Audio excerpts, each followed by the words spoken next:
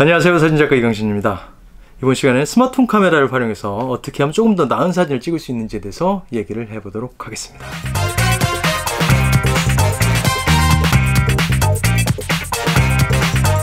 자, 스마트폰을 비롯해서 여러 가지 우리가 촬영할 수 있는 툴들이 있습니다. 남들이 찍은 사진은 굉장히 쨍하고 선명하고 뭔가 있어 보이고 그럴싸해 보이는데 왜 내가 찍은 사진만 개떡 같을까요?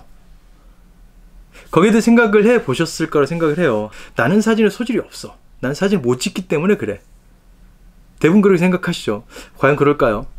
많은 사람들이 사진을 찍습니다. 요즘은 예전처럼 필름을 이용해 찍는 게 아니기 때문에 많이 찍습니다. 하지만 공들여 찍는 사람들은 많지는 않아요. 그리고 제가 첫 시간에 얘기를 했던 것처럼 사진은 찍는 것도 중요하지만은 보정도 굉장히 중요하다고 말씀드렸어요. 테이크 포토 앤 메이크 포토 두 개가 합쳐져야지 사진이 되는 것입니다. 하지만 많은 사람들이 스마트폰 카메라는 자동 카메라라는 생각을 하고 있기 때문에 나는 찍기만 하면 버튼만 누르면 끝이다 라고 생각을 합니다. 절대 그렇지 않습니다. 인스타그램에도 보면은 사진 올려놓고 필터가 있고 보정하는 부분들이 많이 있습니다. 왜 있을까요? 그걸 이용해서 내가 전달하고자 하는, 내가 이야기하고자 하는 주제를 부각시키기 위해서 그러한 툴들이 존재하게 되는 것이죠. 하지만 사진이 이상하다고 생각하시면 대부분은 내가 찍은 사진에 대해서 전혀 그 뒤에 찍고 나서 아무런 대응을 하지 않고 사진을 보고 계시기 때문일 거라 생각을 합니다. 수많은 그 스마트폰 카메라 회사들에서 광고를 합니다. 이번에 나온 기종은 조금 더 선명하고 밤에도 잘 찍히고 흔들림이 없고 조리개 수치도 더 밝아졌고 여러 가지 미사역을 동원해서 사진 카메라가 좋아졌다는 걸 광고를 하고 있죠. 하지만 그보다 중요한 거는 그 사진을 찍어서 후보정을 어떻게 하느냐는 것이죠. 물론 거창하게 포토샵이나 라이트룸이나 그런 툴을 써서 보정하는 게 아니라 기본적인 스마트폰 안에 있는 사진 보정 툴을 이용해서 보정을 해 보시라는 것이죠. 보정 전과 후는 어마어마하게 큰 차이가 있습니다. 그 보정을 하면서 엄청나게 무슨 합성을 하고 피부를 좋게 하고 얼굴을 갸름하게 하고 그런 걸 말씀드리는 건 아니에요. 오로지 톤을 결정해 주시라는 거죠. 톤에는 크게 두 가지가 있습니다. 흑백과 칼라. 그쵸? 하지만 그 흑백과 칼라에서도 조금 더 선명한 거를 원하신다면 컨트라스트 조금 올려보시고, 그리고 노출을 내가 잘못 잡았을 때 밝은 부분이 너무 밝거나 어두운 부분이 너무 어두울 때 보면 게 있어요. 하이라이트, 섀도우. 하이라이트 부분을 조금 줄이게 되면은 제 얼굴에서 많이 보는 이쪽이 밝으면은 이쪽 부분을 약간 덜 밝게 해주는 것이죠. 그리고 섀도우 부분을 올려주면은 이렇게 어두운 부분들이 조금 더 밝게 올라갈 수 있게 되는 것이죠. 그런 것들을 해서 사진을 조금 만졌을 때 사진은 훨씬 더 내가 전달하고자 하는 이야기를 만들어낼 수가 있는 것입니다. 스마트 카메라로 아주 디테일하고 어마어마하게 해상력이 뛰어난 사진 찍을 수는 없을지언정 어느 정도 작은 사이즈, 흔히 우리가 인화할 수 있는 57 사이즈나 46 사이즈 정도는 충분히 선명하게 뽑아낼 수가 있습니다. 하지만 보정을 하지 않고 원본을 본다면은 좀 밋밋하고 플랫한 느낌의 사진일 수밖에 없어요. 광고들 합니다. 전광판에 붙어 있죠. 이 스마트폰 카메라로 찍은 사진이라고. 아이폰도 그렇고 갤럭시도 그렇고 LG도 마찬가지고 여러 샘플 사진들이 홈페이지도 올라와 있고 많이 올라와 있습니다. 과연 그 사진들이 원본일까요? 단언컨대 절대 원본은 아니라고 생각을 합니다. 원본으로도 잘 찍을 수 있는 경우는 있습니다. 그 순간순간이 정말 노출이 좋고 빛이 너무 좋을 때는 쨍한 사진이 나올 수 있습니다만은 대부분은 찍고 난 후에 보정을 통해서 내가 원하는 느낌의 사진을 만들어가는 것이죠.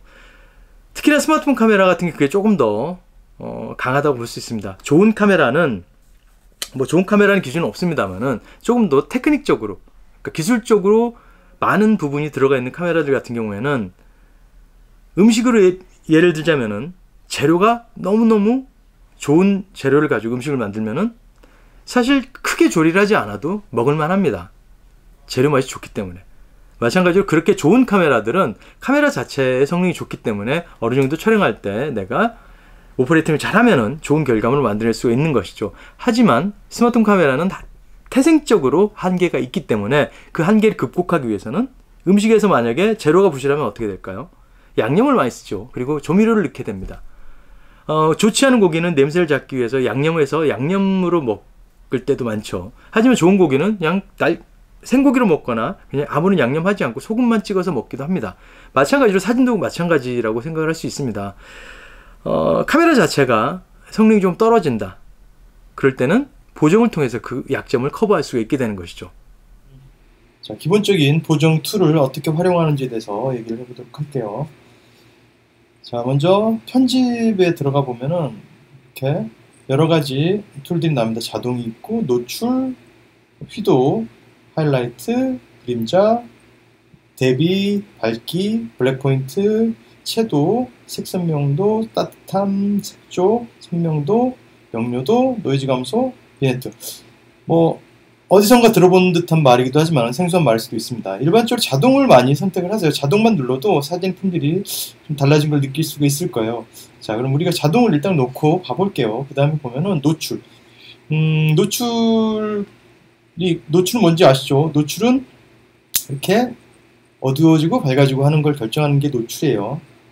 그리고 그 다음에 휘도가 있습니다. 휘도는 자, 휘도를 내려볼게요. 올려보고 조금 더 쨍해지죠, 사진이. 하지만 여기서 주의하셔야 되고, 휘도를 너무 올려버리면은 눈이 아픈 사진이 될 수 있습니다. 그래서 휘도는 적당하게만 올려주시는 걸 권장을 드릴게요. 휘도를 올릴수록 안부와 명부의 경계가 좀 애매해집니다. 그렇죠?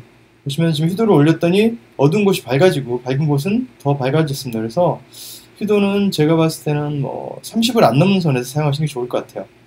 그리고 하이라이트. 말 그대로 하이라이트는 밝은 부분을 조절해주는 보정 툴이에요. 하이라이트를 올려볼게요. 자, 밝은 부분이 밝아졌죠. 하이라이트를 내리면 밝은 부분이 좀 어두워졌습니다. 그래서 내가 이 밝은 부분을, 하이라이트 부분을 조금 더 어둡게 만들고 싶다면 이렇게 약간 조절해 주시면 될 것 같아요. 그 다음에 그림자. 그림자는 말 그대로 어두운 부분을 조정해주는 툴이에요. 그림자를 내리면 어두운 부분이 어두워졌죠. 올리면 어두운 부분이 밝아졌습니다. 내 취향대로 이거를 조절을 해주시는데, 저 같은 경우는 지금 녹색 부분이 조금 더 어두웠으면 좋겠어서 이렇게 그림자를 내려볼게요. 그 다음에 대비. 대비는 콘트라스트예요. 콘트라스트이기 때문에 올릴수록 안부와 명부가 이렇게 대비가 강렬하게 되는 걸 느낄 수가 있죠. 대부분의 사진들은 컨트라스트만 조금 올려줘도 쨍한 느낌의 사진을 만들 수가 있어요. 네, 밝기는 하이라이트와 섀도우 부분은 약간 건드리지 않고 전체적인 밝기를 이렇게 변화를 줄 수 있게 해주는 툴입니다. 밝기. 그 다음에 블랙 포인트. 말 그대로 검정색 부분을 이렇게 올리면은 검정 부분이 진해졌죠. 내리면은 검정 부분이 밝아졌습니다. 그래서 약간 블랙 포인트를 내릴수록 매트한 느낌의 사진을 만들 수 있게 되는 것이죠. 그 다음에 채도. 말 그대로 채도. 색의 농도를 말하는 거죠. 올릴수록 색깔이 진하고 선명해지고 밑으로 갈수록 물 빠진 색이 되는 거죠. 채도를 완전히 빼버리면 흑백 사진이 되는 겁니다. 채도를 살짝 올릴게요. 그 다음에 색 선명도. 채도와 조금 다른 느낌이에요. 색 선명도는 아무리 빼더라도 흑백 사진 되지는 않습니다. 그쵸? 채도는 좀 다른 느낌이기 때문에 색에 조금 더 선명한 느낌을 원하시면 색 선명도를 올려주시면 될 거고요. 그리고 많이 쓰는 건데, 따뜻함. 색온도와 관계가 있습니다. 색온도는 제가 지난 시간에 설명을 한번 드렸어요. 화이트 밸런스랑 관계되어 있는 메뉴인데, 얘를 따뜻한 쪽으로 가면은 색이 전체적으로 옐로우 톤으로 바뀌게 되는 것이고, 반대쪽으로 가면은 차갑게 바뀌는 걸 보실 수가 있습니다. 이걸 통해서 내가 사진에서 표현하고자 하는 게 따뜻한 느낌인지 차가운 느낌인지를 결정해 주시면 됩니다.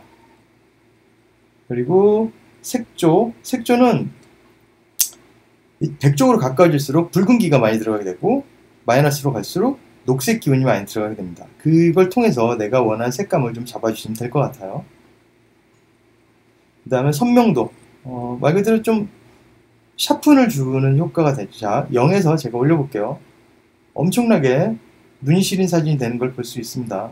이것도 과하게 쓰시지 마시고 살짝만 주시면 될 것 같아요. 명료도도 비슷한 느낌인데, 명료도는 주변에 컨트라스트를 조금씩 올려주는 느낌이에요. 그래서 경계선 부분들의 컨트라스트를 올려주는 게 명료도라고 생각하시면 될 것 같아요. 그 다음에 노이즈 감소는 노이즈가 많이 꼈을 때, 이건 있는 카메라도 있고 없는 카메라도 있을 겁니다. 마찬가지로 비네트도 있는 카메라가 있고 없는 카메라가 있는데, 제가 지금 사용하고 있는 11 프로에는 비네트 기능이 있습니다. 비네트를 주면은 주변부가 어두워져서 가운데 부분에 내가 조금 더 집중할 수 있는 효과를 줄 수 있게 됩니다. 반대로 밑으로 빼면 주변부가 밝아지게 되는 거죠. 이런 효과를. 근데 이게 꼭 그 카메라 기본 어플이 아니라 기본 다른 사진 보정 툴도 비슷한 메뉴들이 거의 다 들어있기 때문에 이거는 뭐 인스타그램 메뉴에도 이런 걸 똑같은 게 나와 있는 걸 보실 수가 있을 거예요. 이것만 잘 활용하셔도 굉장히 좋은 사진을 만들어낼 수가 있게 되는 것이죠. 확실히 내가 전달하고자 하고 내가 이야기하고자 하는 것들을 훨씬 더 잘 표현해 내실 수가 있을 거예요. 스마트폰 카메라로 사진 잘 찍는 법은 어렵진 않아요. 하지만 망치는 방법은 정해져 있어요. 첫 번째, 제가 예전에 강의했던 내용 중에 스마트폰 카메라로 사진 잘 찍는 법에 대해서 강의를 했던 게 있습니다. 그걸 제가 위에 링크에 올려드릴 테니까 그걸 참조해 보시고, 거기에 서두에 나오는 부분이 있습니다. 절대 찍기 전에 해야 할 거 하나, 렌즈를 꼭 닦으시라고 말씀드렸었어요.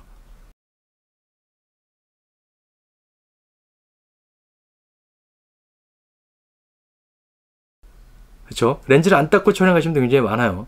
렌즈를 꼭 닦고 촬영을 하시고, 찍기 전에 그냥 무턱대고 셔터를 누르지 마시고 내가 찍고자 하는 피사체 꼭 손가락을 터치를 하셔서, 터치 포커스를 하셔서 초점을 맞춘 다음에 촬영을 해 보시라는 것이죠. 그 두 개. 그리고 3분할법. 제가 지금 말씀드리는 게 어떤 말인지 모르시는 분들은 제가 위에 올려놓은 링크를 참조하셔서 스마트 카메라로 어떻게 하면 사진을 잘 찍을 수 있는지 다시 한번 체크를 해 보시기 바랄게요. 3분할법. 그쵸?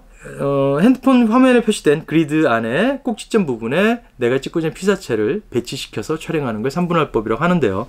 그 3분할법에 맞게끔 촬영을 해서 구도를 안정적으로 잡고 촬영을 해 주시는 것이죠. 그 이후에는 제가 말씀드린 대로 보정에 의해서 스마트폰 카메라는 결정이 됩니다. 흔히 유명한 인플루언서들, 뭐 SNS 스타들의 사진들을 보면은 뭐 예술적으로 뛰어난 사진들은 없어요. 하지만 색감이나 때깔이 괜찮습니다. 그리고 본인이 어떤 거를 이야기하고자 하는지가 분명히 드러나 있습니다. 그걸 하기 위해서 절대 원본은 쓰진 않겠죠. 수많은 보정 작업과 셀렉 작업을 통해서 내가 보여주고 싶은 사진 하나를 선택하시는 겁니다. 세상에 절대 공짜로 되는 일은 없다고 그러죠. 마찬가지로 사진도 마찬가지예요. 대충 찍어서 절대 좋은 사진 나올 수는 없어요. 찍고 나서 공들여서 그 사진을 만지고 보정을 해야 된다는 것이죠. 난 그게 너무 귀찮아서 그냥 찍어서 잘 나왔으면 좋겠어. 그러면은 잘 나온 사진 기대를 하지 마시는 게 좋을 것 같아요. 그런 노력 없이 좋은 사진을 얻을 수는 없습니다. 사진 한 장 찍고 분명히 보정 과정을 통해서 열심히 사진을 만들어 보시는 게 여러분의 사진이 조금 더 나은 사진을 만들 수 있는 지름길인 것입니다. 자, 어떻게 조금 도움이 되셨습니까? 스마트폰 카메라로 사진을 잘 찍는 거 어렵지 않습니다. 스마트폰 카메라는 오토이기 때문에 오토 카메라의 장점을 최대한 활용하시길 바랄게요.